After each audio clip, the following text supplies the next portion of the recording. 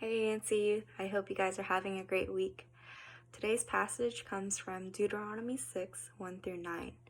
We see Moses reminding Israel the importance of carefully obeying God's commands.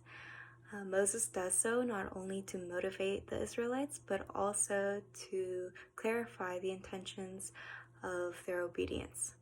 This is reflected in verse 3 when Moses says, "Hear, Israel, and be careful to obey, so that it may go well with you, and that you may increase greatly in a land flowing with milk and honey, just as the Lord, the God of your ancestors, promised you." So, by living a life in reverence and fear of God, God promises to bless the Israelites for generations, which is seen through the gift of the Promised Land. And in the same way, when we live our lives saturated in God's Word, preserving it, and dedicating ourselves to knowing God, we too will also be blessed. But more importantly, all of this is to point back to God's ultimate command, which is in verse 5, which is to love the Lord your God with all your heart and with all your soul and with all your strength.